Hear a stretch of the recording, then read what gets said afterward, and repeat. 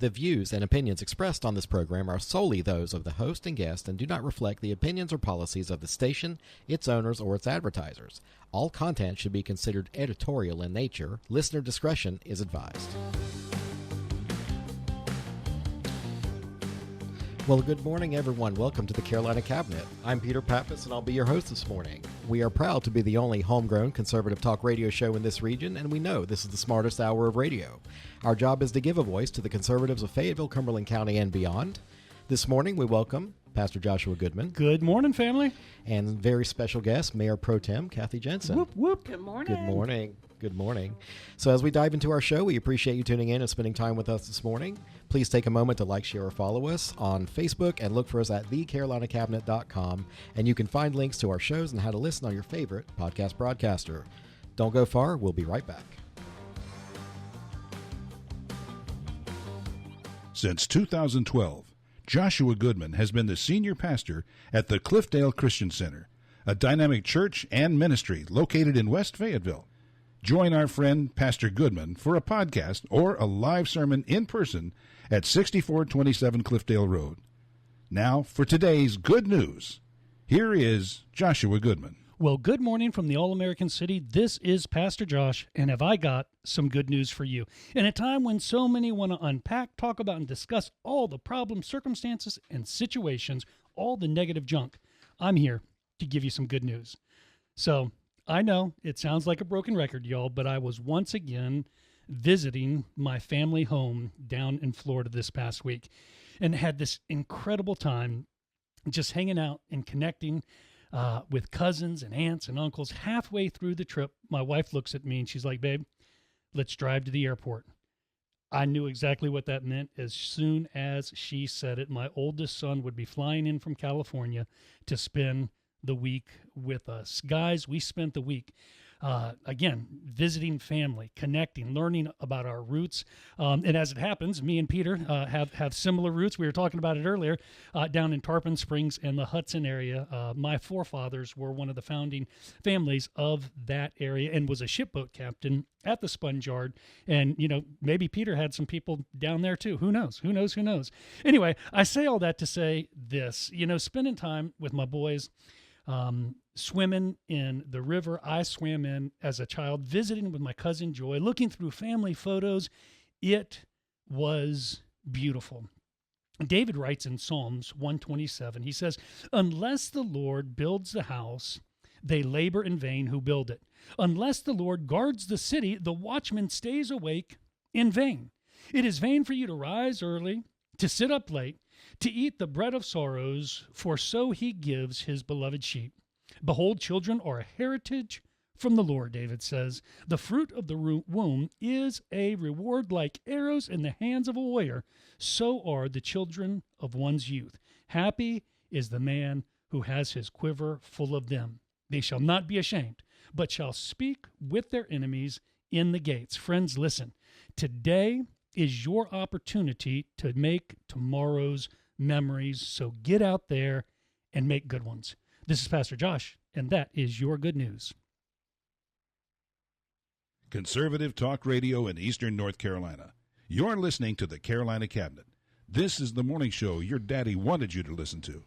And good morning and welcome to the Cabinet. Yes, Good to see you, Josh. Good to see you, my friend. I'm going to change your name to Florida Man, Yes. Josh. You've been down there so much. Yeah. Might as well get some residency down there or something. You know, Florida's got some interesting crazy people. Yeah. Yeah. We had a local guy growing up down there. We called him Nutty Buddy. Okay. Now, Buddy was like my age. Okay. He rode around on a 10-speed bicycle everywhere he went, dove off the bridge that goes over Weeki Wachee River, broke his neck, lived, survived it, but was even more nuttier. Well, they were after. resilient people down in Florida. Yeah, it sounds they like.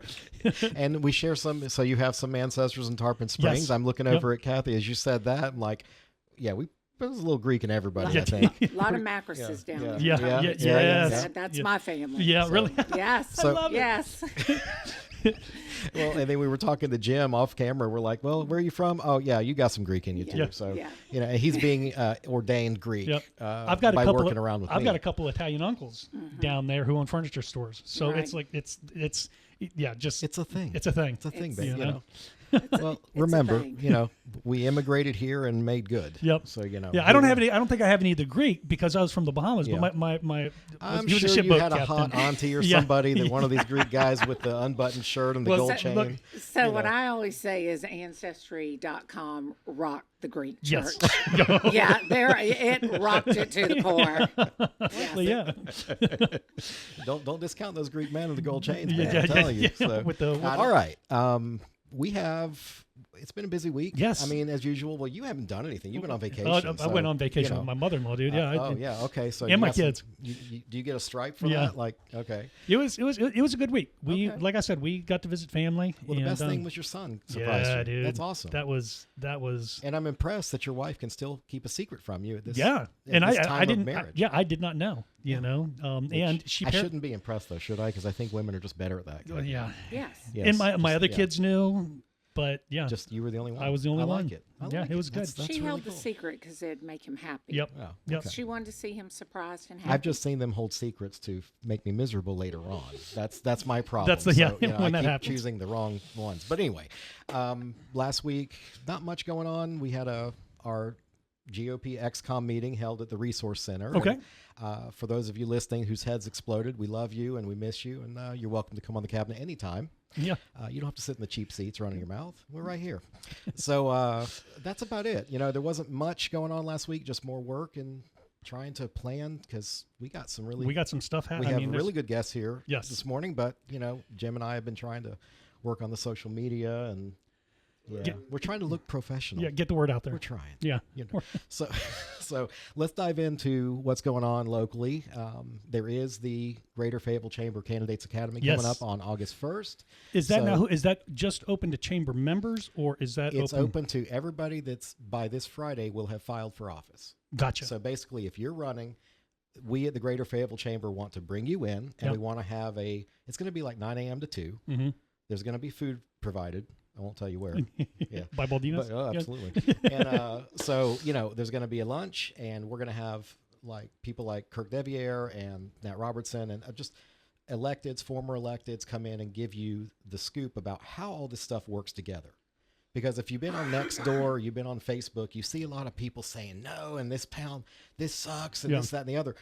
But they're not familiar with the speaking process. reality. They Yeah. don't know how the mayor can't stop people from being mean to each other. Well, and that's where one of the things that kind of surprised me over time is the number of individuals who put their hat in the ring Mm-hmm.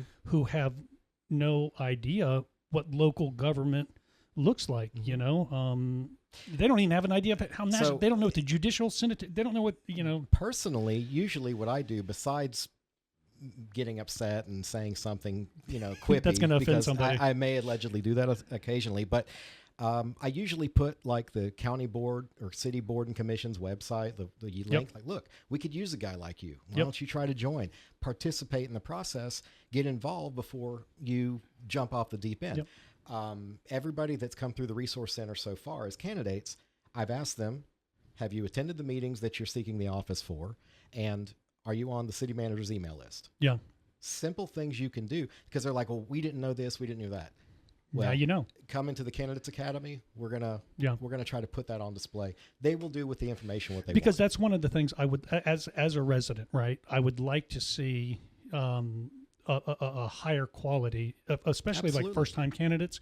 Mm-hmm. It's like they have a voice, they want to speak, they got something they want to say, but they simply don't know how to go about doing it. So my perspective being at the Resource Center is, look, you're putting forth the effort to put your name on, and that's a huge commitment as it is. Okay. But now let's polish you up. Let's make sure you have a platform. You have something good to offer or say. Yeah. Not just, F City Council. Yeah. So anyway, so that's coming up. And I think Kathy can fill us in on this one. The Fayetteville Fire Department has a support dog now. Really? What is going on? I thought they just Isn't used that Dalmatians. awesome? Now they got it's like a lab or something, isn't it? Well, Do you- did you say Dalmatians because I'm here? Is that, Yes. that why? Yeah. Oh, Oh, no, never, ma'am. Social media is a great thing sometimes. Oh my God, Kathy, I'm so sorry. Yeah, no, let me tell you something. That's one of those regular Peter moments that I just step in it. Yeah. And Pastor has graciously kept me out of a lot of those Absolutely things. no offense. Yeah. It was just like you did step in it, but I couldn't wipe your. I just It's irresistible. I just, I was a little bit quick on my feet right there. That was good. No, so yeah, isn't it great? So we have our dogs with the police department, and we have a comforting dog with the police department. And I don't know if you've ever met the dog, but I did at the police. What was it? The Police Foundation lunch. Yes, about a month ago. yes. So calm. Oh my gosh, absolute best dog. But now, are those dogs meant for the police or the firemen, or like for when they go to calls and to calm when they kids? It's calming. They're calming dogs, and they are even for what everybody seems to forget, just like teachers and everything, that our police and our first responders, our 911 callers, they are going through mental PTSD unbelievably. Yeah. So, I understand that the dog will go up to the 911 center, the police dog, and kind of just sit and calm. And if you've ever petted her, you get very calm. She is. So, so we made that go towards the fire department, too. And what a great idea. Oh, it's a phenomenal idea. Well, like you said, the traumatic things that these guys see out there. Yep. I got a couple firefighters in my church, and I mean, it's real. They come in for counseling because of, the things that they have seen. There was a motorcycle accident that dismembered. You're asking somebody to show up unannounced to the worst day of your life. Yeah. And who helps them? We've talked about that before with like who pastors the pastor. Yep. Yeah. So what's so interesting, though, when we talk about the fire department is, when I first got on council, there was a waiting list of 700 people to get on the fire department. Wow. 700 people. Today, we have a waiting list. Yeah. We don't have a waiting list. Don't. We are short. I think we're only short like 8. But that just goes to show that's nothing that went wrong in Fayetteville. That's any town USA. Yeah, it goes to show that people are not wanting, or it's not something that people are seeking out to do with public safety. Yeah. And that is our biggest challenge. One of our biggest challenges being on the city council is recruitment. Because if you don't want to do it, you don't want to do it.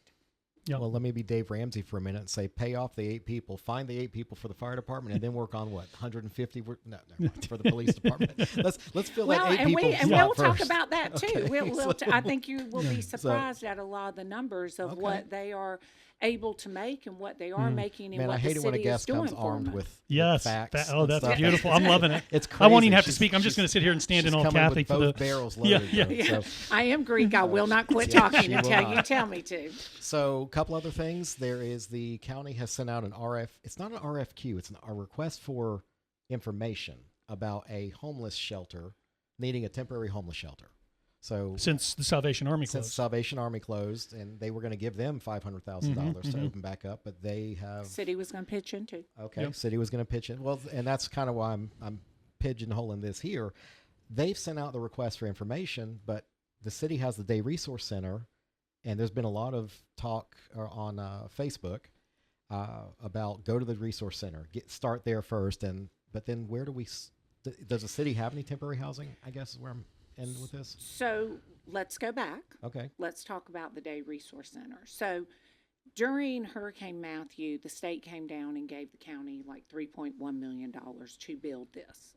The county said that they were not really interested in doing it. So the city said, okay, let's see what we can do. We ended up going up to Raleigh and got the money. So they gave us the money. It's very unorthodox for that to happen, but we got it, and we said we're going to build a Day Resource Center. So during that time, it was after the 2019 election, we ended up in San Antonio for the National League of Municipalities. During San Antonio, they have a huge homeless. It's like miles. It's like a mile block, and it's just amazing what they've done. So at that time, Councilmember Tisha Waddell, and I went, and we spent a day there, and we learned all the steps of it. So when we met with the director, my words to them, first off, how much does this cost a year? Yeah. $20 million. Then we have to get more money. I was like, okay, that can't happen in Fayetteville, North Carolina, not even Cumberland County, but let's be realistic. Where would you start off? And she told us both, you need a day resource center. And that's where we started off. Now, so what we did is we built this hoping that the county would come and partner with us, bring people in there. So when somebody came in and they were on the verge of homelessness or they needed help, they could stop like they did in San Antonio, Texas, and say, okay, go to these people, go do this, go do that. Hasn't quite worked out that way, but we do have a place, which I'm very proud of, where people can come do their laundry. They can, things like that, everyday living to get ready for a job. I think looking forward to thinking you're going to solve the problem 110% is a little, little Pollyanna maybe. Yeah. I don't know how to And call I it. know But it's like just a little too overambitious. I mean, we never had anything. We started at zero. Now we have the DRC. We switched management to a new to manage. So let's talk about that. So what everybody has to understand, social media. Everybody gets on social media and we never hear anything good. We never hear what happened before we had it. We never hear anything good. But the issue is the first people came in, they didn't renew their contract. Right. Manna came in. They were really the only ones. They are killing it. Yeah. But if you look on social media, you hear something completely different. And they have stepped up to the plate. And until we sit here and say to people, thank you. And let me tell you, because I've got a guy in my church, personal testimony, recently married, homeless. And we're a small church. We didn't have the resources. I'm like, hey, I know a couple people. Maybe I can get you. And I said, hey, go down, just on a whim, go down and check and see if there's anything they can do. They were in a house that day. I was like, like I said, I give huge props to Pastor Chris and Manna because they're doing a great job. Thank God for them. Yes. Thank God that they have stepped up to the plate and are doing this. And doing a good job. And what is so challenging for them, they're not doing the same amount of people they had last year. There's more coming. Yeah. So I was at a function last week, and I had a pastor from Rayford says, we have nothing in Rayford. And what people have to understand, in the Salvation Army, it was feeding 7 counties. Yeah. Right here in the city of Fayetteville. 7 counties. So Moore County people are coming to us, Sampson County, everybody's coming to us. They don't want to be in our MIA when it's good. Yeah. But when it's bad, they want to come down here. Well, they don't want to be in our FAMPO, but they want to bring... Isn't that just business, though? I mean, you're going to hear from the 10 people that are upset, like but to never lose. the one. Well, I know I don't like to lose in business. I mean, we have to fix it. Right. Well, and look, reality, the people that started with the Day Resource Center, the people that had the contract, I think nobody knew what to expect when they opened up. And so they do, and I'm not going to say quote me, but I think we do 17,000 loads of laundry a year. Wow. Okay. Think about that. Yeah. People are using it. There's other people using it. Yeah. It's not just people in Fayetteville proper. Right. So it is a big challenge. I personally have housed homeless veterans for 25 years. I have 29 of them, and I've done it for a long time. So I understand what a roof over your head will do for you. I do understand that. But there needs to be some type of there's nowhere for people to go. Yeah. Well, and that's always what I try to, if I'm not going to scroll past on Facebook, if I will engage somebody, it's like, look, we started with 0, we're here. This is a good way for them to get their network. And I said, look, treat it like the 411 of being homeless. You go there, you get connected to resources to help you. And then they say, well, there's no beds. Dude, we had nothing. Yeah. Can we start? And the statement that we have no beds is not exactly true, because they do have houses set up where they can offer some temporary. So it's not like there's not a Salvation Army, but the way they're doing it is what's different. What's not visible, and I shared this post earlier today, there's a property management company that I know personally, and they made a deal with, not made a deal, but they spoke to some of these advocates, said, look, we'll help them if they have 1,500, if they have minimum this, and this. Yep. We're going to work with them. And these people, I think, control 600 or 700 units. Yeah. So that's what needs to happen, is that public and private comes together and help out. that is happening. I do know that for a fact. That is happening, but Fayetteville cannot take care of everybody that comes into Cumberland County. We just can't do it. And with the Day Resource Center, we were hoping, just like our Parks and Rec bond, when I came on council, we had one splash pad, one pool. Yep. Right. Now we have 14 splash pads and 4 pools. So we were hoping, we do the Day Resource Center. The county did their, ribbon cutting for a homeless shelter, and so we're just waiting to see what happens there. Well, and I've been reluctant with the homeless shelter, honestly. I mean, what's our community's reward for having the Class A homeless? Yep. If you build it, they will come. Yeah, and we're going to be suffering at the hands of Chapel Hill, Durham, Raleigh, the people that send their folks to New York. us. But they don't. Chapel Hill and Raleigh and Durham have their own. And it is, and the thing about that is they've got a very good system, and it's not government run, but you go there and they'll tell you, you can stay here. Your family can stay here. We're going to put a roof over your head. We're going to put food in your mouth. We're going to give you a job or schooling, whichever, we're going to take you to school. But a lot of people don't want to do that. Yeah. So, Well, and therein separates the right to housing versus the, you're guaranteed the life, liberty, pursuit of happiness. You're not guaranteed a roof. well, You got to do something to do that. and we want to keep everybody with the roof over their Right, head. absolutely. Everybody should have an opportunity at it. But Absolutely. But if you don't want to take it, if you Well- want to be homeless, that's a different story. But So- then it goes to our public safety and Yes. to our police officers and our firemen and our access to EMS mental health and all this yes, other. which we're all having a hard time getting people to do. Absolutely. Well, and since the new commission the new board has been formed, am I seeing more county-city cooperation, or is that just more Facebook posts from the county? No, I think we are seeing lots of collaboration. I think that we, whether we're doing what they want us to do, we have different jobs. That's what everybody has to understand. There's different jobs, and everybody can play, armchair quarterback when you're not in the job. The nice thing about it is Chairman Deviere has done this job, and he knows what can happen up in Raleigh to make the job happen. As collaboration, I would say, yes, it is much better. Look, Fayetteville, Cumberland County, our region, we're at a spot right now that a lot of work has been done to get here. A lot of work has been done under the leadership of Nat Robertson, under the leadership of Mitch Colvin, both our mayors. Now it's time for us to come together and be a region.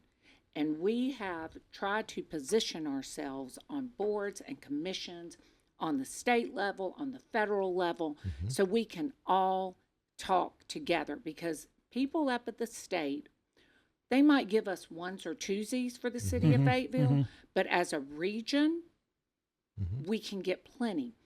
On federal, it's all about relationships. On the federal side, we go up there.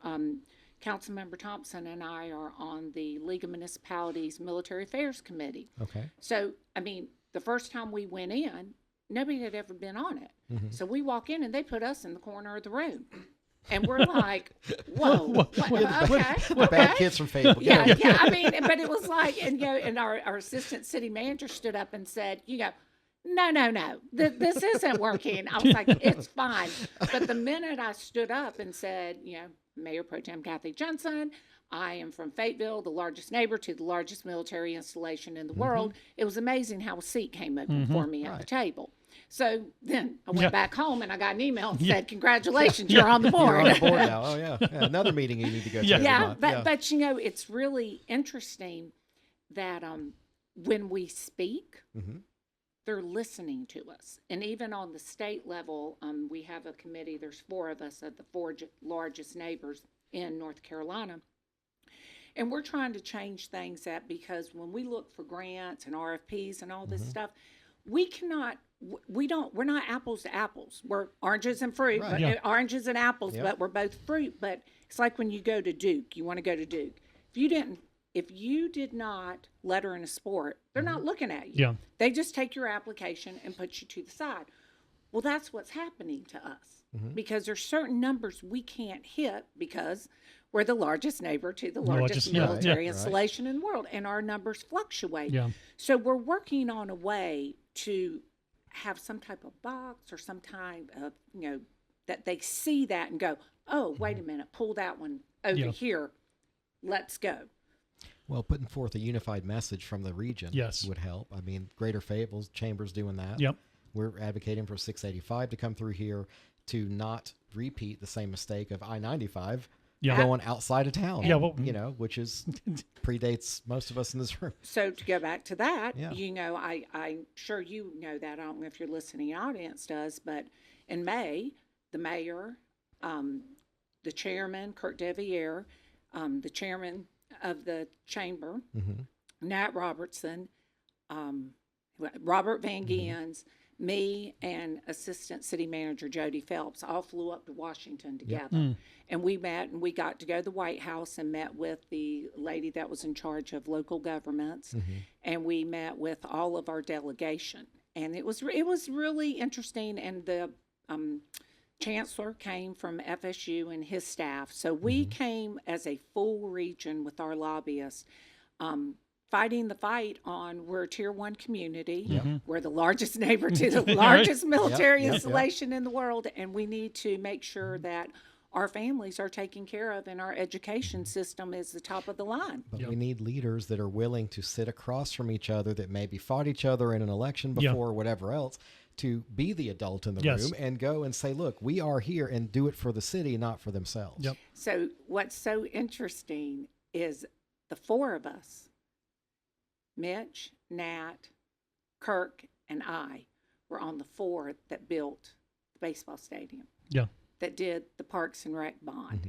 So, they all three ran against each other at one point. Yeah. And I would go to meetings and I would just be pretty sitting much. there. It's like, And within 5 minutes, I was by myself. So I was like, isn't it funny how full circle comes? circle. But we're still fighting. Yep. from my perspective, it's either you don't send any of them money or you send them all 50 or 100 Yeah. bucks. It's either all or nothing, But it was like brother against brother fighting each other. Yeah. It's like you're all qualified and can do the job and can, so who do you pick? Well, and to see that kind of And we had talent. I mean, that was talent. I mean, to Not see for where Nat is today, Mitch, and hopefully Kathy being our next mayor, but it's one of those things that once the ballot box is checked, whether you agreed, disagreed, let's get on the same Time boat to go to work. and get to work and get stuff done. And that was a proven moment that the people care. Yeah. They really care. And, and I will have to say I was at a ribbon cutting, I think it was Monday, I don't know, Friday. I can't even figure out my Mabel days Smith anymore. or- Mabel Smith Okay. part, yes. And, Mayor Pitts was there. And, okay. and I always say, what a great mayor. What a great mayor to make the tough decision for Fayetteville. Yeah.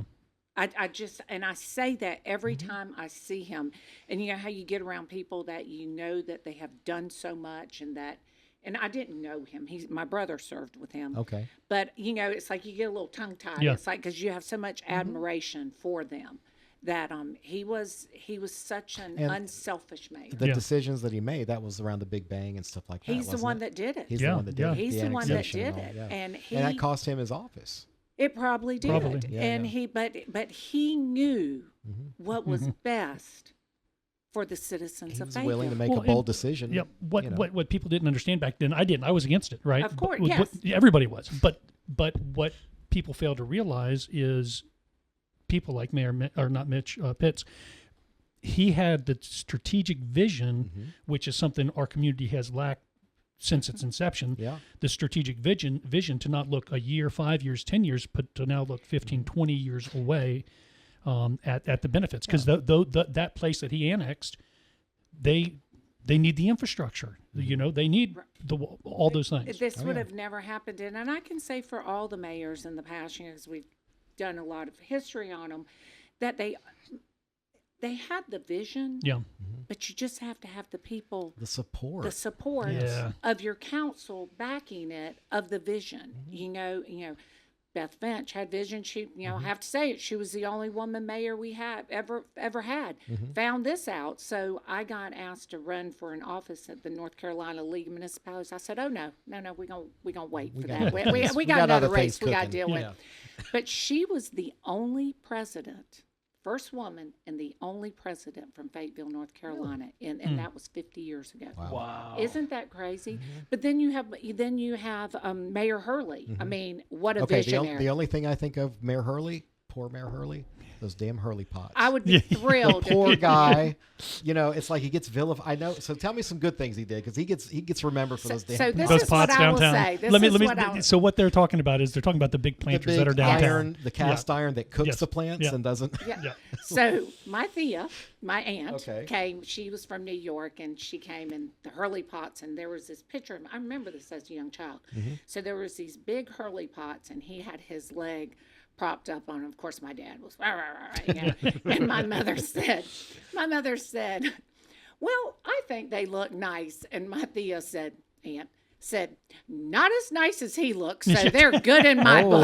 And I okay. said, okay, there you go. Thea. So he was a good looking man with a vision, and he did a lot for downtown, and it just kept really I mean, it was going. incremental. We had good men and good men and women in the office positions, but it just never, like, not just because I'm involved with you higher muckety muck politician people, but I feel like I'm involved with my city a lot more than I was 10 years ago. Yeah. And That's what we need. I feel positive about the crew that we have at County Commission. I feel positive about the crew that we're going to have at City Council. Yep. Not that I have any lack of confidence in what you're doing now, but I feel like have a chance. Yeah. I think I really believe that it's been set. It started with the Parks and Rec bond. It started with the baseball stadium. And, I always say it's storming, forming, and norming. Every time you get one new person, you start storming, forming, and norming. So now at the end, it's taken us 3 years to get a curfew. I mean, we were pushing for this curfew. Now we're at storming, forming, and norming, so it finally passed. So you have to get out all that. But, Fayetteville is in a really good place. A lot of people don't believe that. And the only people that are hurting us are the people that cannot accept that we're not a terrible city. Yeah. And they're killing us. Yep. They are absolutely killing us. You told me probably 4 or 5 years ago that Fayetteville has got to remember we're not a little city anymore. We're not. We have to pretend like, Yep. again, we are adults. And So, we were in Winston-Salem for the North Carolina League of Municipalities, and my mind, how somebody can say something to you and you're like, I need to really think about that. Councilmember Thompson came out, and he was waiting for me when I was coming down. We were going to go walk and have dinner, and he said, Mayor Pro Tem, I have a question for you. I said, what's that question? He said, why does Winston-Salem have all this? And we don't. Yep. And I said, well, I hope we have a long walk, because we're going to talk about it. And we started talking about it. And I will tell you, we got on a bus. We went down to their industrial district. We got on a bus, and there was probably half of us that went, that showed the maker space that we've been trying to do for 4 years. Showed them how you can turn around things. Showed them how you don't have to have the same piece of wood that was there 50 years ago to be put on your same thing. It doesn't have to be painted the same color. You can intertwine it. And I will tell you, that was a turning point for a lot of people on council. So the more we go, the more we see, the more questions we ask, the more we know. Yep. Well, I want what Winston-Salem has, man. No We're lie, right? We're Make me there. envious. Well, and you look at what Durham's done with their downtown area. Yeah. It was run by cigarettes before, but now they have Winston. converted. What's that? Winston was run by cigarettes. Yes. Yeah. Well, now that Americans don't smoke. Sorry, we just sorry, we just made the whole rest Yeah. of the world And now smoke. you go to their downtown area, and it was an act of almost genius how they have converted those dollars to now a positive space. So what is interesting, that this whole thing you talk about. So when I came on council, the UDO just came up, United Unified Development Ordinance. Ordinance. The bane of my realtor exists now. So, well, and 800 some pages, you had all this stuff was going on. So, that day of Winston-Salem is, it's like, okay, how can they do that? And we can't. So we started digging in. We started digging in and going, wait a minute. Little things that we do everything for housing. So why in Cary are they growing twice as fast as us? Because they're allowed to, we only go up 3 stories. Think about it, for housing. We only go up 3 stories.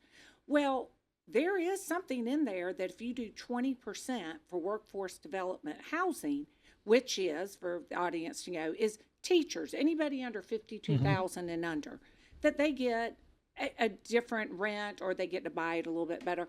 So nobody here has ever taken advantage of that. So I was like, wait a minute.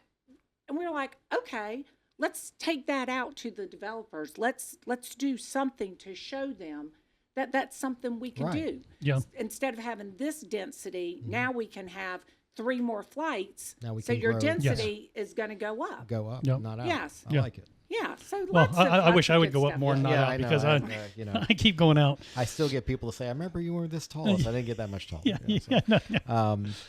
All right. So one other thing before we move on. Have you heard about, looking at Pastor Josh here? Yes. Hope Mills, all the things going on at Hope Mills right now. Like I said, out of town, baby. Hit me. Their board voted to go to 4-year terms. Really? Yes. Something and it passed. which I personally spoke against at our own city council a couple of years ago. But they, and they're citing some things that Mayor Pro Tem is talking about of there's projects that like the mold is set and they're saying, look, let us stay for 4 years, staggered terms, so we can execute and get these things done before they get somebody on their board that doesn't quite understand and changes the plan, and just throws out the baby with the bathwater, which happens. Yeah. And what I will say is, we had brought that up, and Hope Mills is a town. I think it's less than 70,000. Yes, it is. Yeah. So once you hit that 70,000 is where things become a big city. We did it, and we brought it out as a referendum. And I can tell you in my district, I have 2 gentlemen. One is very right wing and one is very left wing. And when they both agree, I know where my vote needs to be. There's really no discussion.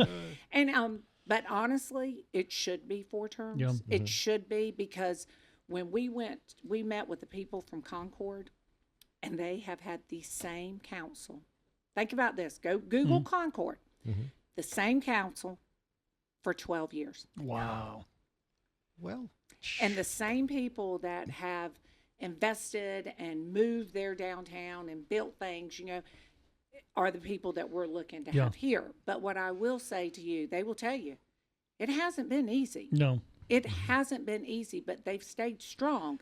And if you're going to do something, you're going to have issues. If you do nothing happens. Don't have to worry about anything. There's no problems. Your voters love you, and there you go.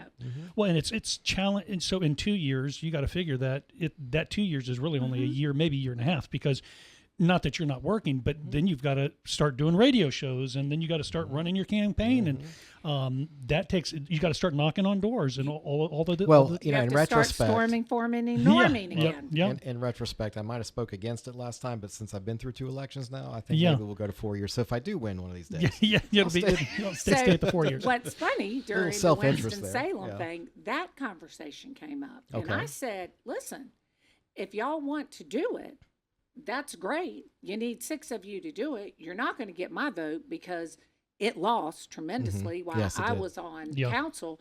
If you want us to take it to a referendum, I'm in. Yeah. Let the people. But for the good of our city, I believe that it needs to be 4 terms. I do not believe that we need to do it on even years, because we are the last on the ballot. Yes. People are tired. People are angry. People are just voting because it just gets too random. And I've seen other cities have turned upside down because that has happened. So we affect your life more than any other politician, elected official that you will ever have. Yep. I agree. I think I've said that a few times. At this The So local we level. need to have our own election. Yeah. It is worth Yeah. the money Yeah. that you will save, and it's So in this election, I know there was some debate down at Board of Elections about having Cliffdale Rec Center open as an early Correct. vote site. And you guys, the council, voted, I believe, in favor to pay for an Yes. open Cliffdale Rec Center. Yes. Now, about how much did that cost? Do you remember? I think I you know what? One part of me says 50,000, another part of me says 200. 50. It's 50. Yeah, Okay. okay. Yeah, so 50. I mean that Only because I spoke to the Board of Elections people. That sounds right. Okay, Yeah. so $50,000 for people to have the convenience Oh. to go is well worth it. I mean, Yeah. I hate to say it, I am very fiscally conservative. I mean, I do watch my money, and I watch the city's money. But you know, when it comes to people voting, Yeah. we have to do our due diligence and make sure that people Well, can do look that. how much larger. So Cliffdale Rec Center is one of the most heavily traveled early Yes. voting sites Oh, yeah. Yes. of the whole campaign. Tell me But about now, it. It's that across the doesn't street from my mean church. We're still going to have our 50 precincts or whatever open on election day. Yes, and we'll also be downtown at the Yes. Board of Elections. So, you know, you have somebody in like District 8, Or- like oh, District 8, yeah. like where Courtney, Councilmember Banks McLaughlin Right. is. She's right on the Hogue line. She's not, they're Yeah. not, I mean, the people there are That is not a haul gonna to come. get down to It's- the board. Yeah. yeah, so I mean, you know, we are a growing city. It's like our senior center out there. We stopped, you know, when we were doing everything and we were doing the layout, the architecture of it. We said, you know, the kitchen was so small. I mean, the kitchen was no bigger than this room right here. And we said, wait a minute, pull that back. We have Meals on Wheels over there on Blue Street. We need to do Meals on Wheels Yeah. over there too. There needs to be two places. Yeah. We're not a city of just one Yes. location. Yep. There needs to be two. So what did we do? We expanded it and we made it a large kitchen. So if things happen or we can do Meals on Wheels on the western part of the city, and we can do Meals on Wheels in the Okay. center. Now, those kitchens, are those to be rented out in the meantime or just for use of the city or They're special rented out. programs? They are for our residents. Have you ever been to one of our senior centers? No, I've been to Bill Crisp Center. That's the senior center. Yes, I've been there. And So we have Senior Center East, and then we have the Tokay. So, you know, starting out before the Parks and Rec bond, you know, when I came on council, they couldn't get a Parks and Rec bond Right. passed. Yeah. They wanted like $85 million. And, you know, honestly, if we could do it again, we should have asked for the $85 million. Yeah. Because we just did the bond for the infrastructure and public safety and housing, and people want nice things. Yeah. People want to be safe. Yep. People want to have recreation, but continuing to be a tier 1 county, it makes it very hard Very for hard. us. Yeah. And being a tier 1 county, that really has to do with our income level of the citizens. And So to be we perfect, always throw out tier 1, but I want to just explain a little so bit. you have tier 1, tier 2, and tier 3. Right. So tier 3 is Moore County, tier 1. And what is interesting, what is happening to us, and it's not Fayetteville, it's Cumberland County. We have made great strides. And we were like, there is no way we can still be tier 1. Well, it came out and we went down 2 numbers. And we are like, why? How could this happen? So we're thinking it's population and the population of our military base. So when I met with the other 4 cities, this is what we started talking about. We started talking about tier 1 status and education. And we are thinking, so that's where we're connecting the dots and everything that's going on. Now, so they have this thing called the Pell Grant. And what it is $14 million for infrastructure. If you have a city over $150,000, you didn't get it anymore. They just wiped Is it that clean. to do with fixing the streets? Streets, sidewalks, Okay, everything. okay. So $14 million. So thank God our delegation went in and said, wait a minute, you know, they're Yeah. the 6th largest city. They're the largest neighbor to the largest military installation in the world. They're tier 1. They got us some money. Yeah. But that was collaboration between us and the state and our lobbyists and things like that are happening. So when people say, oh, they don't get along, they can't talk. No, that's not true. That is not true. Yeah. And at the end of the day, the city of Fayetteville elections are nonpartisan. So it Yeah, doesn't you're looking out for the better of our city. Yeah, it doesn't matter. It doesn't matter if you're a Democrat. It doesn't matter if you're a Republican. It doesn't matter. You don't want potholes in front of your street. You want your lights to work. You want your trash picked up, and my God, you want to be safe. Yeah. And that's That's job not a partisan of thing. the city. Well, and all these amenities you're discussing, I told people about like the event center that got canceled downtown, and I don't really want to get into that, but it's people are like, well, I'm glad they did it because they saved 150 million. It's like, look, you want to bring better jobs. We got to have better schools. Yep. It's like cooking a soup. You put a little of this, a little of that, and pretty soon you got a tasty soup. But you got to have the amenities. You got to have the walkability, the sidewalks, the crosswalk. But people don't realize that's a DOT thing a lot of times. Public transportation, all of that. Four things. Okay, go Four ahead. things. I told y'all. Here we go. So we're sitting there talking about our tier 1 status, and so the mayor says, you know what? We got to dig deep. Let's dig deep. So we started 3-4 years ago, and this study came out, and Mr. Abernathy came out. North Carolina is on the top 4 of every state out of 5 categories of like U.S. Today, Time Magazine, everything. This is where you want to move, North Carolina. Everybody's growing but us. So let me tell you what they look for. The 4 things: public safety. Our crime is the lowest it's been in 10 years. No matter what you see on Facebook and social media and what you hear, the lowest it's been in 10 years. Healthcare, hospital. Yep. We have the 7th busiest emergency room in the nation. Yes, we do. Wow. In the nation. They come from 7 different counties. Yep. Education and quality of life. Yeah. That's it. Those are the 4 things. I said to him, so where's transportation in this? He said, maybe 10, maybe 15. Really? Wow. Okay. Is that not? Yeah. Now, we are going to continue to move on transportation. Right. But if you do the data, that is what it is. And it is our schools. And I will have to say, they are really trying to come to the table. Yeah. They are really coming in and trying to collaborate. And, when the sheriff's department said, peace out, we're not doing it, we don't have enough people. I think it's been very challenging, but it's brought us all together to say, okay, this is a regional problem, and we all have to take care of our children. Oh, yeah. We spoke about that a lot when that happened because I was pretty livid about all that stuff. Well, but I think a good crisis brought us to the table. And then now, as far as the schools, the county commission just did fully fund the schools and some of their capital stuff that was like, remember I mentioned they were so far behind on repairs. Yes. Capital improvements, like $850 million. Yep. But they gave them, I think, $300 million in some. So they can get started. The red alert stuff, the red and yellows, a lot of those are going to get alleviated. So that is just proving to show we are at a critical point in our region of whether we are going to be like Winston-Salem or we're going to be like a city that we don't know anymore.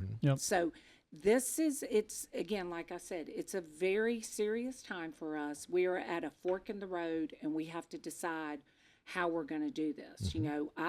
I want my children to come back here. Yeah. And I've lost all 3 of them. Yeah. I really have. And they've tried.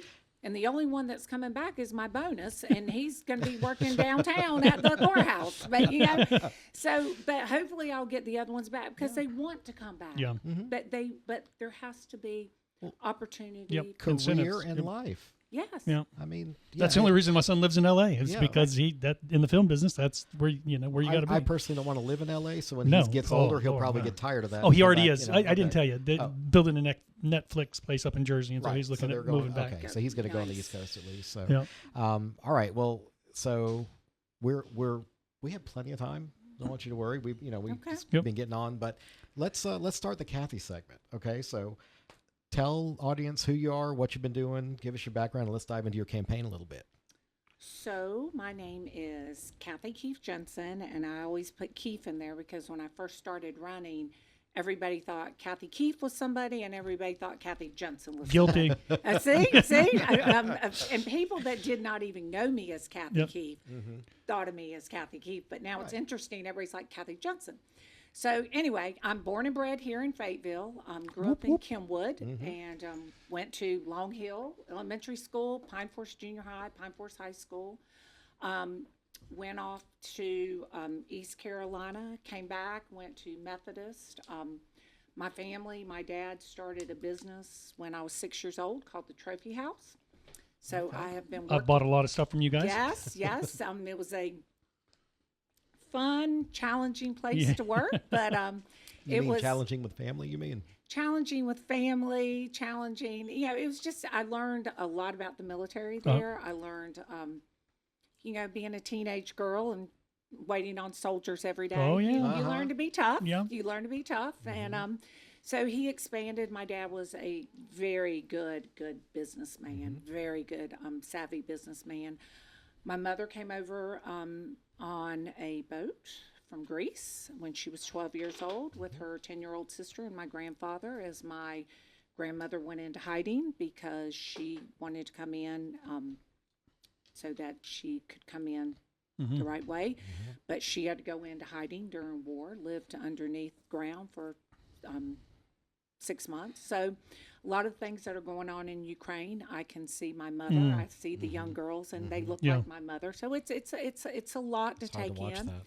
My mother came over when she was 12, started in first grade here, and ended up graduating from Fayetteville High School only 1 grade behind. Wow. Is that not amazing? That is, but, the Greek language, if you understand the Greek language, you understand Latin, so you can really kind of move things. Met my husband Jerry, and Jerry was in the Army, and so we got married, and I ended up in Germany and traveled the world and did all sorts of fun things. My husband's a little bit older than me, so he had a really good job, and I had no children at the time, so I got treated very well, and we moved to Virginia. We were in Rhode Island. We just did a lot of things. My mom got diagnosed with MS, and then my dad got diagnosed with Agent Orange. So he passed when we were in the middle of Virginia and Rhode Island. And my friend left her apartment and came to stay with my mother. She worked during the day and would stay with her at night. And so anyway, we came back to Fayetteville so I could take care of my mom and, just be with her. And then I worked in the family business, opened up an affair to remember, turned 40, went on a whim, just said, let's do it. And you just I've spent a lot of money there too. Yes. You celebrated 20 years? 20 years, and have 3 boys. I have 2 stepchildren, 3 boys that I gave birth to, and a bonus son that I got about 10 years ago. Opened up an affair to remember, got mad at something that happened in my neighborhood, and said, let's roll. Let's roll. Then you became the political soccer mom. Yes. Is that where that came from? PTA mom. PTA mom, because I did not, everybody thought I was a teacher because Pine Forest was on its way. The state was getting ready to shut Pine Forest down. Okay.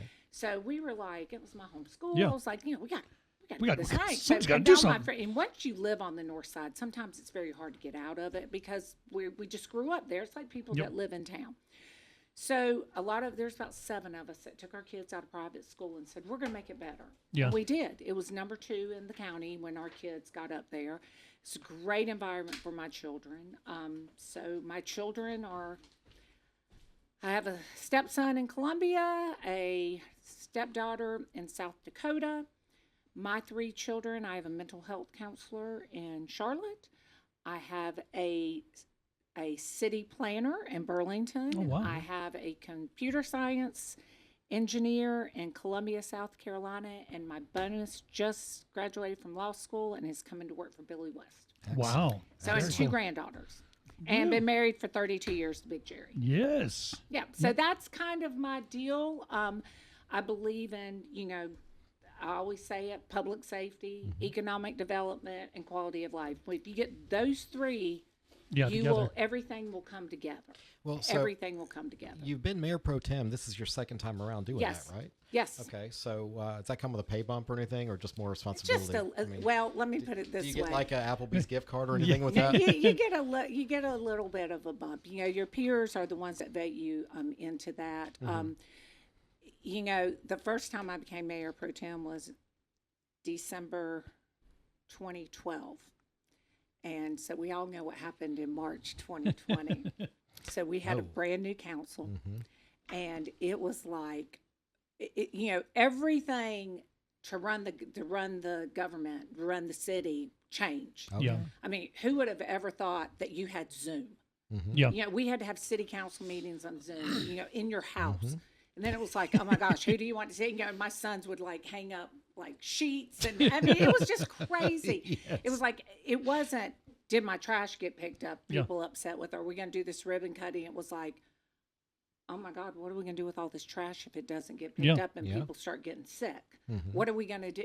Those kind of things, So I'd say you were galvanized in a little bit of heat there, a little bit. It was, but I'm very proud of it. I'm really very proud. Spent a lot of time on my back porch. My son was getting his master's in mental health, and he kind of like set our house up. It was He like, used her as a lab. Yes. yeah, we were the lab. It was like, we can only eat here. You can only watch TV here, and you're going to do this. And your Zoom that's meetings there. are the Yeah, Yes, no, yes. absolutely. Yeah. He said, because you will lose, it will do things Yeah. to your mind. And my husband and I were empty nesters. So here comes all these boys, Yeah. and they're grown, and they eat a lot, and they smell. Yeah. I was like, oh my gosh, what are we doing here? Oh my So Lord. that happened. So that was just interesting times, and people were mad. The police had to escort us home.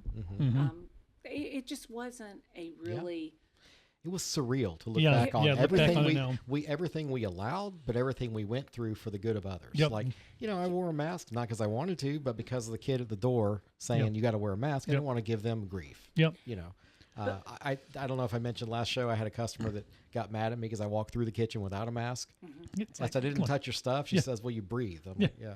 Well, I'm going to do that, lady. It's just interesting of how and it's still changing a lot, and it's not over. So then we had, they had to do the redistricting. So, I stayed mayor pro tem for like a year, two. Johnny Dawkins always says, you're the longest running mayor pro tem we've ever had, and I'm the Okay. shortest one because his Well, because term- that's the election that was delayed Yes. that I jumped into. And Yes. those were new districts that we Yes. filed for. Okay. Yes. So Well, did they change all that much? Not really. Mine changed a little. Mine changed probably more than anybody's Okay. because the growth out there is Right. so much. But yeah, and then we came back, and I became mayor pro tem again. And I always say to people, being an elected official in 2020, there is no comparison. No. Nobody knows, and people that have just got into it, no disrespect whatsoever, but you can't imagine Yeah. what can happen. So we learned boards and commissions. I would always say, you'll get a kick out of this one. Boards and commissions would come in, we'd say, look at people and go, okay, so, this person, they really don't have the experience, what do we do? And it was like, do we just put people on, or do we put people that can do the job? Before COVID, Yeah. but once COVID hit, it was like, oh my gosh. Finally, we're taking a better look at this. Yes. Well, but and I will say, it's not taking a better look. It's getting people to get more involved Yeah. because we could not fill up our boards and commissions, Yeah. and we're getting to that point now. Really? Yes, Oh, man. yes. So it's but we're there's so much good going on in Fayetteville, and as I say, we are the fork in the road. We went to the All-American City Awards, and I've said this story over and over when it came up. So the first time being mayor pro tem, I was like, we need to do All-American City Awards. Yeah. We need to do this again. So it came up about youth. Mm-hmm. What do you do with your youth? And I was like, this is our time. Yeah. This is our time. And we went, and I'm going to tell you, when we walked off that stage, I was like, we got this in the bag. People were crying. Yeah. People were standing up, clapping for us. They were following us out and saying, how did you do it? I ended up on a board Yeah. in Washington, D.C. because they loved our story so Yeah. much. But we can't get our own people to love No. our story. Yeah. Well, And to love our city. yeah. Yes, to Yeah. love our city. People are just a little bit unhappy with themselves, I think, because like I've told some of them, I wouldn't want to look at that in the mirror if I was you. But so Kathy, what do you think? You filed to run for mayor now, so Yes. that's you're taking a bump. You're going to shoot for the big office. What's a critical thing that you think is facing us now that you want to either start or continue working on? Why is it important for you to be running for mayor right now? So I think, I do have a lot of experience. And one of the things that I have done is I have learned the job. I have worked the job. I'm not going to walk in and go, okay, this board does this. Or when I walk in and I see something, I'm like, no, that's because you don't know what you don't know. Yeah. Yep. By all means, I don't know everything. Yeah. And I would never say that. But I do know how things work. And whether you think they're right or wrong, we do have systems. We have won awards for things that we have done. We are a very organized city, but you have to remember it's ran by 10 people. Yeah. So, I would like to continue the relationships that we are building. I have very strong relationships with our delegation in Washington, and I have strong relations with in Raleigh. So, they might look at me face to face, but if I turn my head and they see my street, they're like, Kathy, hey, how you doing? It's like, so, and the first thing they'll say to me is, you're the largest neighbor to the largest military installation in the world. And I'm like, yes, sir. What are we going to give me? That's So, it's those type of things that we can do. Economic development, Robert Van Giens has done a phenomenal job, have sat in a ton of meetings, have sat in a lot of developers coming in. Being the mayor pro tem, I've been privileged to be able to do that, work on the MetroNet, things like that.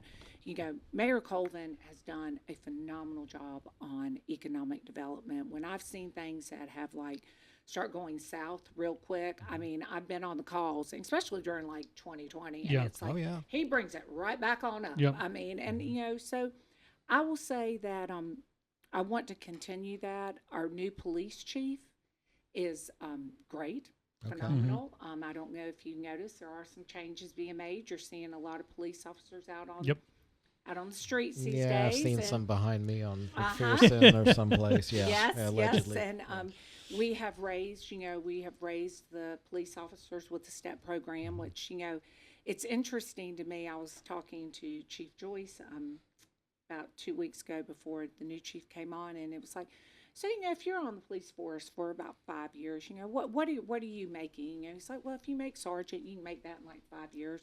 You make about $83,000. The city will give you $30,000 if you buy a house in the city of Fayetteville. We do that for teachers. We do that for what firefighters. did we rebrand that at? The Hometown Heroes program? Yeah, the Hero program. We do that. We do that for people that work for the city, people that are teachers, bus drivers, everybody, but you have to stay in the house for 5 years.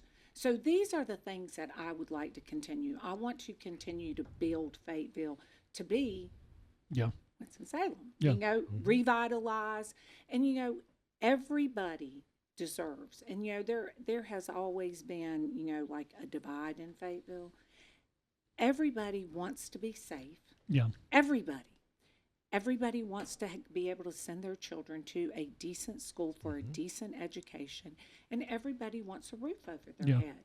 And we can do this in Fayetteville. We just have to be regionalized and come together and realize that we are all in it together. We are Fayetteville. Yep. So I dropped this one on one of your opponents. I've had two of your opponents on so far. Mr. Benavente and Mr. Williams have been on. So to be fair, I'm going to drop the same bomb on you. Okay. It comes across pretty frank, but we're good, hopefully. So is it the job of our government to raise our children regarding this curfew? And I'm also going to bring in OCS into this too. So can you talk to us about the curfew and how it works and how you think it benefits and how OCS fits in with all that? Yes. I feel like you might be a subject matter expert on these things. So go ahead. So I am so in for the curfew. Okay. We have tried for 3 years to get the curfew. Chief Braden came up to us and said, we need a curfew. Right. The county has had a curfew since 1997. Mm-hmm. 1997. When Chief Braden said, I want to do the curfew, the city copied and pasted. Mm-hmm. Everybody lost their mind. Yes. But nobody said one thing to the county about their curfew. Well, let's back up. Everybody lost their mind, and not one person offered a counter solution. So what I will Unless say I missed is, something. Well, I mean, there's always counter solutions. We can do this. We can do that. We can Okay. do this. That's great. Mm-hmm. We can do everything. And what's so interesting right now in the time that we're living in, especially after COVID, everybody says, well, we just need the money. No, you need the capacity. You need the people. Yeah. Because people are not working. And when people get upset with something like the city, and I say, okay, well, I can't find anybody to work at my job. People say, I was like, do you think that the city doesn't have the same problem? Right. Right. I mean, a lady was yelling at me about the trash truck that her painters blocked her trash can and the people didn't get it. And I said, okay. She said, now don't get me wrong. I'm thankful that he came, but he should have gotten out of the car. I said, out of the truck. And I said, ma'am, I'm sorry, but I'm not going to yell at him or yell at anybody because he didn't get out. We're just happy he showed up today. Yes. Yeah. And that your trash is being taken. And people can say, you should. Well, the reality is. Yeah. Yeah. Your trash got picked up. Yes. Your trash. Let's be got happy at picked the up. outcome and move on. Yeah. Yes. So with the curfew, Okay. with a mom of 4 teenagers in a house, I stand by it. No child has any business out past 11 o'clock. There's no reason. And child, we're talking under 16 years old, 16 right? and under. Yeah. Okay. So there's no reason. There's no reason. And, I that's all I could say. You have the perspective of a mother and wanting to protect your own, and it makes sense to you. There's going to be people that are going to detract, but I mean, I just think it fundamentally makes sense to you that better. I got. What if the person is in a bad home and they're just taking out a walk? Mm-hmm. I don't want that child out there taking a walk by themselves past 11 o'clock because somebody might walk by and shoot them. Yeah. And and we said this on the council. One of the council members said, "I used to sneak out and and I'm okay." And I said, "So did I." Yeah, right. But guess what? The environment that I snuck out different. to go to is not the same environment that our kids are going to today. Right. So it's not the same. Well, we've had Chief Braden on here in the past, and the way he described it was just another tool in the toolbox to give the officer the legitimacy to just approach, say, young man, what you doing? Yes. Young man, you're having a hard time at home. Somebody's doing something to you at home. Let me help you. Right. Yeah. Right. Maybe they're scared to say something, and people say, well, Kathy doesn't live in reality. That's her reality. I get it. I mean, my sons all played football. When the football game was over, if they came to my house most of the time. No showers on my couches, just to let you know that. But when 12 o'clock hit, you're not leaving. Right. You're not leaving. You can do whatever you want to around the house. You can hang out. You can do whatever. But you're not leaving. I think part of leading, though, or being a leader in leadership for the city, you're making the best decision for the most people. You're not going to be able to tailor to every single situation. I mean, people can come at you ad nauseum with, well, what if this and what if that? The what ifs, yeah.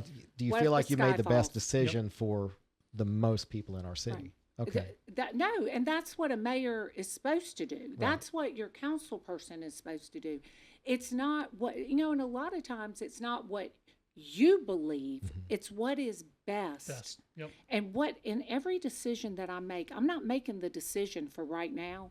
I make the decision of what's going to happen 6 months down the road. So, I have that in my head. I like to connect dots. So I say when something comes up, if we do a curfew, this, and this, what's going to happen? Who's it going to affect, and how's it going to affect them? So if it affects them in a negative way, what can we do if that plan B, what do we do for plan B for somebody that not the curfew or anything affects them? Are we going to start seeing any results, metrics from the chief of police, the new guy coming in, like how many interactions they've had with the curfew? I mean, do you think we're going to get any reporting? Yes, it just started. Okay. Yeah, she will have all of that. And, it is, you know, it's like spot shotter. You know, I don't know how anybody felt about shot spotter. I was in. I'm all in. So it's a tool in the toolbox. You know, we have the statistics of it. You know, we went and then we had the council that we wanted to do another 3-year agreement extension on it, and we couldn't get the council to. They only did one. You know, and it was like, what are we doing here? You know, everything's going up. You know, the police are saying, you know, but they're like, well, we can put our money somewhere else. Well, guess what? But see, that's where the subject matter experts, right, like the police chief, should say, do we need it or not? If he says we don't need it, then we get rid of it. Yes. But to my knowledge, I think Chief Braden was a supporter of it. And, you know, the first time that he came around with a curfew, I've said it before, I'll say it again. The council, not you, mistreated. You know, it's like, look, Chief, we want a solution for our youth. He came with the curfew. And they're like, we don't want that solution. To dry. Like, we don't, you know, and it wasn't just that they didn't like it. It was handled a little bit. I'm not disagreeing with you. Unpolitically correct. And that's me saying that. Yeah. Okay. So that's pretty big. He is our chief of police, and he is owed respect because, number one, he's the chief, and everybody deserves respect. Nobody should be treated bad when they come up to the diocese at any point, whether they're a citizen or... And whether you agree with them or not. Yes. Yeah. Just let them tell you what they got and... Stability and commitment. You know, then that's just what it's going to take to move our city forward. And I mean, I feel that our leadership has had stability and commitment sitting at the mayor's seat. So, I mean, we've done a lot in 12 years to get to this point. Where we're at right now doesn't just happen. No, right. No. It doesn't just happen. So, you know, we've had a lot of change. I'll go back to the Day Resource Center. People are complaining about the Day Resource Center, but they didn't know what it was like without it. That's right. People are complaining they don't have a splash pad in their neighborhood, but they seem to forget that there was only one in Fayetteville. You know, Greensboro has 3 pools. And 4 splash pads. I think it's 4. It's not many. We have 14 splash pads and 4 pools. We're a little smaller than Greensboro. And we're smaller. Yeah. So we never look at what we've done good. Yeah. We're just looking at what we can do to make everybody hate Fayetteville. So Parks and Rec bond, is that money pretty much all gone?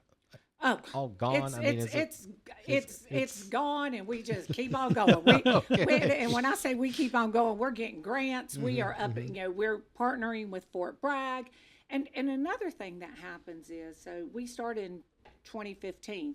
We have big turnover. Yeah. People change. Yep. You got a plan. People go, oh, I don't like your plan. Let's do this. And then things start taken out. Yeah. You get 6 people that say, I didn't like what y'all decided to do in 2015. So, you know, we're still moving. We're still, we got an act of Congress done with partnering with Fort Bragg. We got a whole big thing done with that. Colonel Pence at the time was at Congress and called me as soon as he walked out and said they just signed the bill. So we have a 30-year lease with them. Just to give you a little bit of, you know, the tennis center. The tennis center was supposed to be $6 million.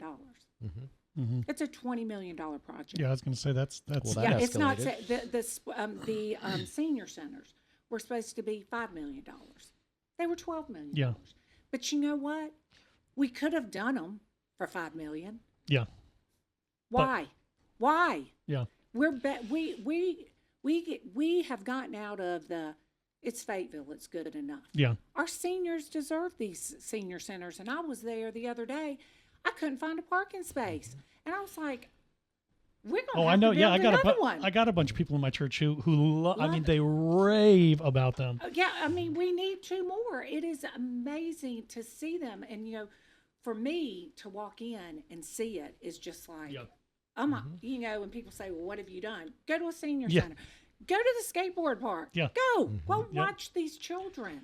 It's you know, the Fayetteville and Cumberland Youth Council, 100% of kids going off to school after high school. Yep, and it's not a skateboard park that nobody goes to. Every time I go by that park, there's there's people in there enjoying it. And I feel like people are taking advantage of these amenities, but they're just not. You just don't see it on the social media outlets that people appreciate where we're at. And Because they certainly don't care about social media. Yeah. They're out having fun. Yeah. They're Yeah. not on their phones all the time. I guess that's what it is. And the people that are not happy. Yeah. So let's see what else. So I asked you about OCS, this Okay. Office of Community Safety. So, What is that about? so I will tell you. So, fun fact. Councilmember Benavente kind of was bringing this to us, and we had been talking about it before he even got on council. Now, it wasn't called the OCS, but we had talked about the concept.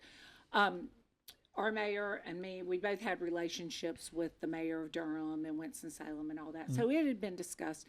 But being a new council member, and he had a great idea, he brought it out, and it didn't pass. It was 4-6.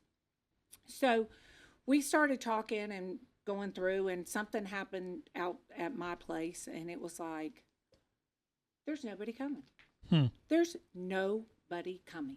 Yeah. Had a homeless veteran, had a breakdown, and took a hammer and beat down the wall to the person next door to him and wanted to kill him. Oh, Now, the person wasn't even there. Yeah. He was just in his mind. Yeah. In his mind. And so I almost had a revolt because everybody was like, what are you doing here? Mental health thing. Yeah. But I had nobody that would come. Nobody. I mean, I even called up at Washington, my relationship there, and they were like, well, and Veterans Court. I called everybody. Yeah. The only one that came was the Fayetteville Police Department. Yep.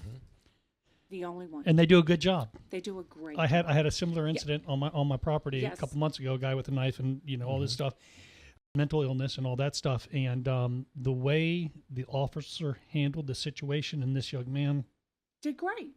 phenomenal.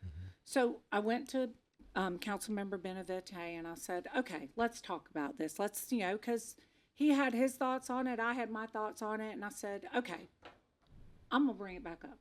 And we talked about it, brought it back up. It passed 9-1. I brought him 6 votes. He lost 1. So that's what started the Office of Community Safety. I'm a believer in it. I am a believer in it, but it had to be, I think there was people that wanted it to be more, as in a governing body.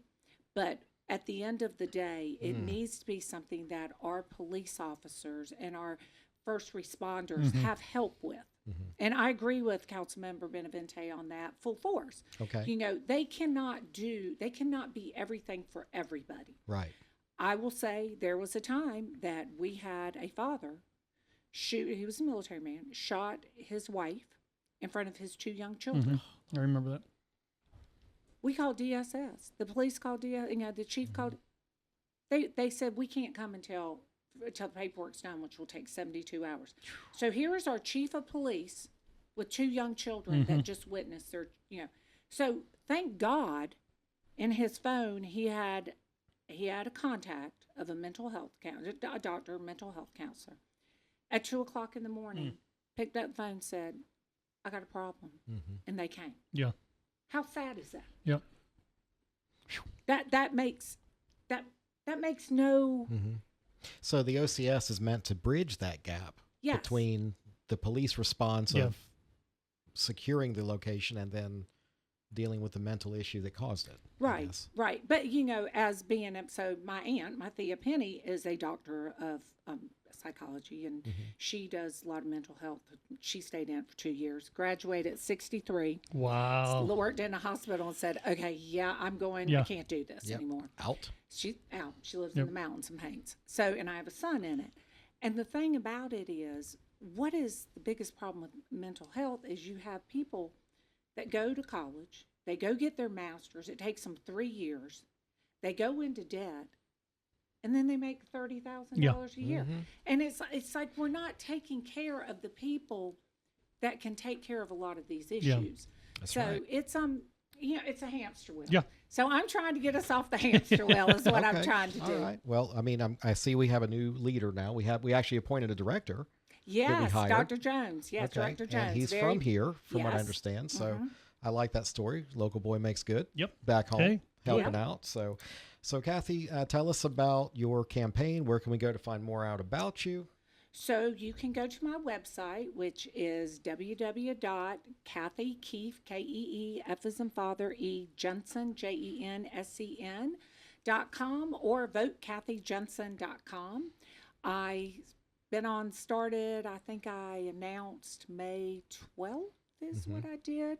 So I've got a great team, got a lot of support. I've been very overwhelmed with the support that I do have, and can hope to continue have in the votes. And it's just going to be, I'm ready to get out there and introduce myself to people, and that maybe they won't see, that think that I have Dalmatians. I do have I'm sure you've been accused of worse, Kathy. Oh, yes, I got a cockapoo. Yes.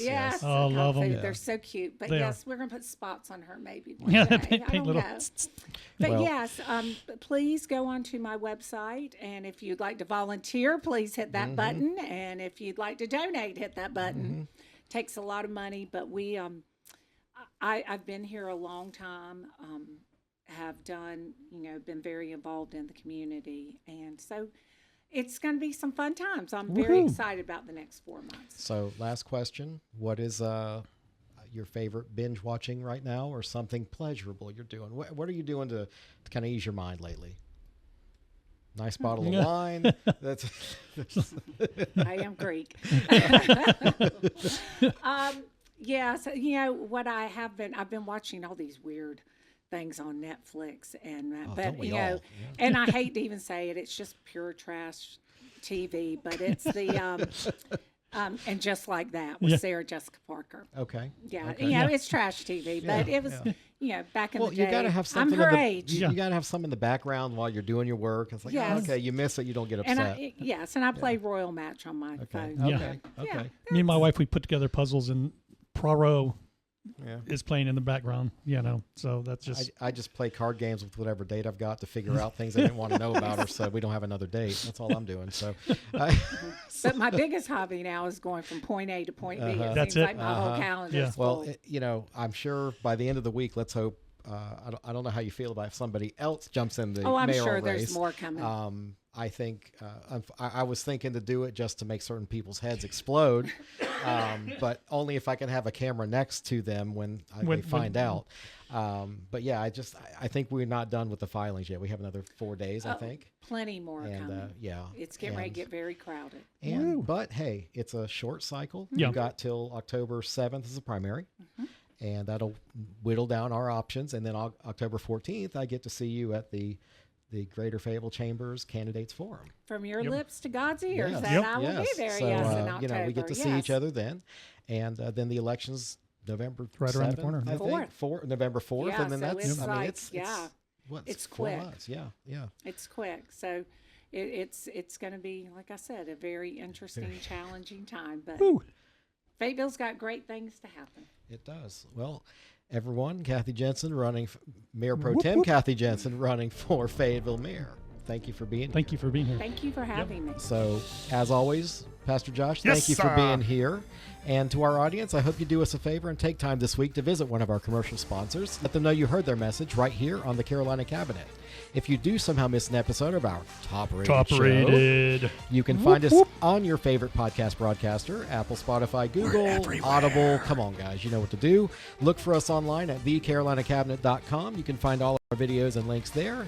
Thanks again for tuning in this morning. Until next time, we are the Carolina Cabinet.